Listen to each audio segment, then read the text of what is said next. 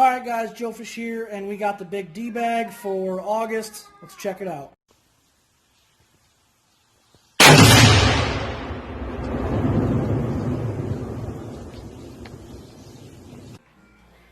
Alright guys, like I just said, we have got the big D bag for August, which is their month 9. Real quick there's the pack list. I'll pull everything out and show you. I really liked the big D bag when it started out, but after this one, I don't know. I'm a little on the brink of maybe checking something else out. You guys let me know what you think.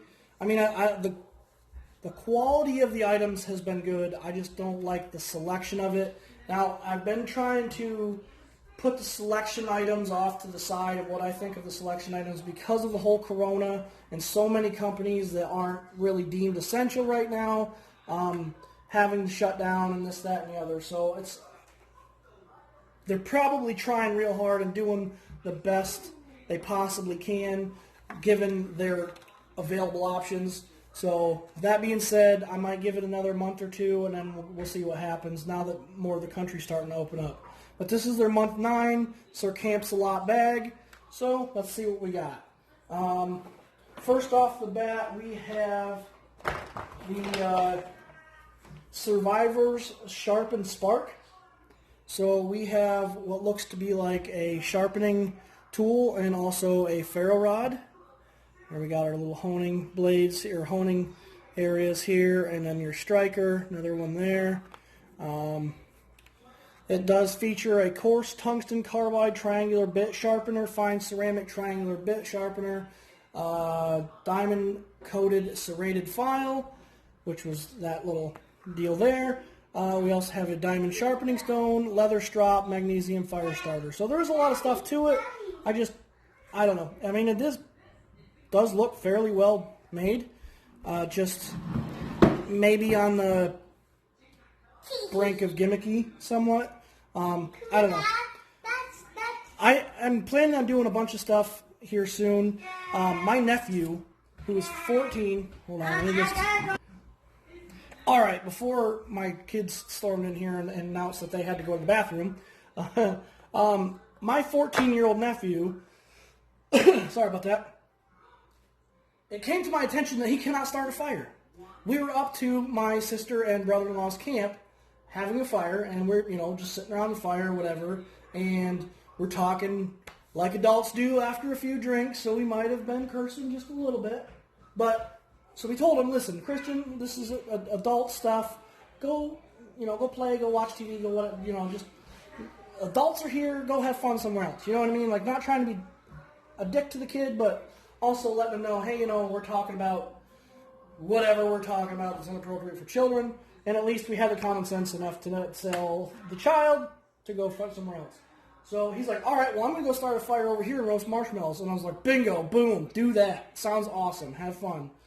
Then he came over with a shovel and was taking coals out of the fire and walking them over 15, 20 feet to their little kid-sized fire ring that they have over down the other side of the camp, and was doing that. And I was like, what are you doing, dude? He says, well, I'm going to build a fire. I said, all right, you don't know how to, make a fire? He says, yeah, I'm going to get the coals here, I'm going to go over there and put some wood on it, and then once it catches on fire, there'll be a fire. I was like, no, dude, that's not how it's done. So I'm going to get my nephew up here, and I am going to teach him several survival techniques and survival things that he should know how to do at 14 years old. Because when I was 14 years old, we would go fishing with a bick. That's all we would take, and at the end, by the time the sun went down, we had a roaring fire, and all we had was a bick. That's it, a lighter. Just one little lighter that we threw, in our tackle box or had in our pocket or whatever, but that's how we started fires. We had a bick, and sometimes not even that, sometimes we had matches. So I have to rectify that. But moving on to this, we have our Gear Aid cooling towel, which I'm going to actually give this a try at work one of these days because it's super hot at work. Obviously, I work in the glass industry, and it's not cool by any means. This week's been pretty nice, but here we are. Here we have the cooling towel, and it is field-tested, lightweight, odor-resistant, water-activated cool mesh technology, cool skin for up to 2 hours, silver ion antibacterial treatment, helps prevent odors, includes snap loop for easy drying mesh storage bags. So there we go, guys. It's pretty simple. It's just a little towel, a little sports towel. Not bad. The first item, sorry, I almost forgot. The first item, they're giving an MSRP of, or a retail value of $17.97. For this, they're also giving it $17.95.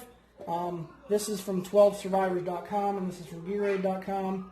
That's where they got their sources from. Obviously, it's MSRP or retail, so you're probably going to be able to find it a little bit cheaper elsewhere. Next up, we have the Next Level Utility Holder, which actually I do kind of like that. Probably going to go in the range bag. You know what? I will open this up because I want to keep this. So let's check this out. So, I don't know. Maybe not, I guess. Alright, so we got ourselves a little Velcro patch here. And it's basically a little hook and loop on the back with your elastic bands. Would actually be good for small caliber. I wonder. This is some junk 22. If you're buying in the market for 22, do not buy. I've shot 22 a lot in my life. I've probably shot thousands and thousands of rounds of 22, and never once in my life have I ever had, not only was it a squib load, but this round detonated on ejection and blew up in my face. So as I shot, pin hit the primer, it fired, bullet traveled down the barrel, stopped, all that gas came back through. As this was ejecting, it still was igniting powder in here, and as soon as it cleared the breach, it blew up inside the gun and shot back. Luckily, this part hit me in the cheek, and it wasn't one of the sharp ends, so that would have sucked. I wouldn't suggest this. I only have this right now for some triple arms that I got, but it's a little bit loose for a 22, but it'd probably work better on a 17 HMR. So I don't know. Maybe we could use it for that. Who knows? Better not let that get up in the vacuum cleaner. But alright guys, so there's that.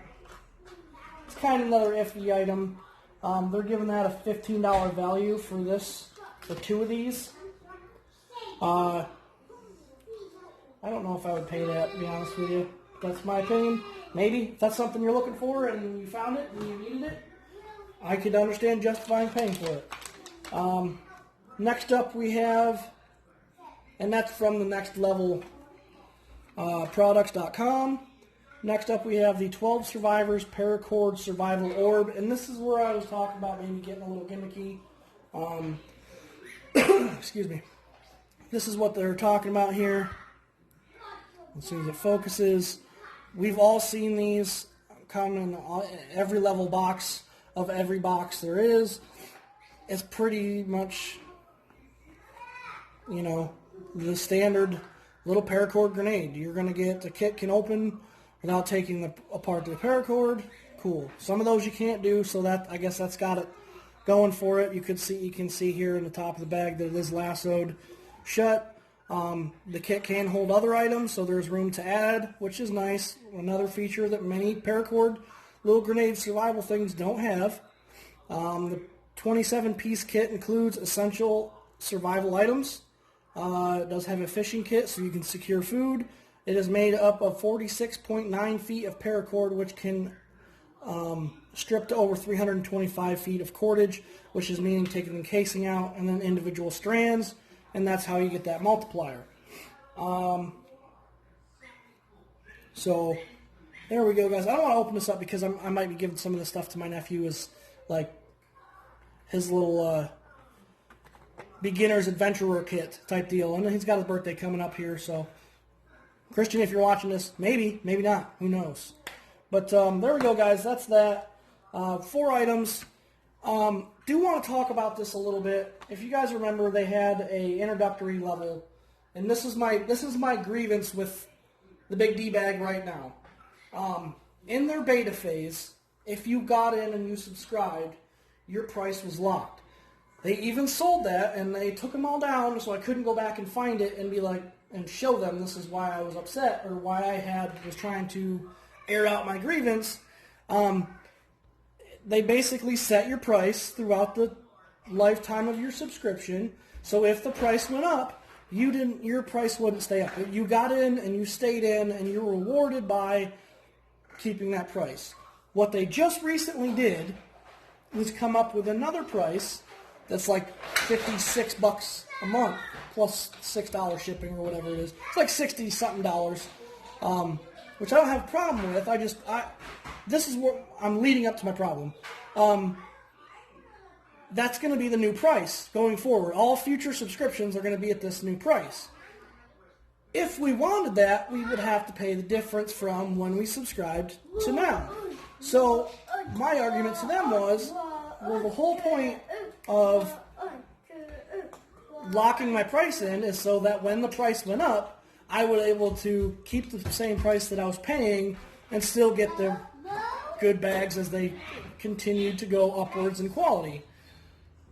Basically, they're like, well, if you want the new stuff, which is just like 2 or 3 more items, I think you're going to get, for what I pay now, I'm getting like a $140 value, I think it is. So it's supposed to be double the value, which is like 70, or I'm getting a $70 value. The next level up is a $140 value. However that works out. Anyway, I told him, I said, well, that kind of takes away the reward of jumping on the ship early to get your price locked low if you're just going to up the price for everybody else later on and then tell me I have to pay the difference. You know what I mean? I guess that's my complaint. So that was kind of what left a little bit of a sour taste in my mouth about the bag right now. Plus, although this is pretty cool, and it's better than a lot of the ones I've seen. We'll see. It's better than some of the ones I've seen. I don't like these type of items. I think they're kind of gimmicky.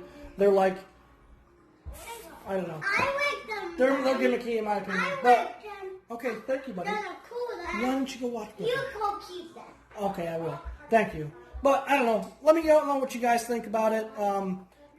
Let me know what your opinion, how you would feel about that situation going forward. I guess maybe I'm in the wrong here. I don't know. But there we go. Like, comment, subscribe, share, all that fun stuff. You guys know what to do.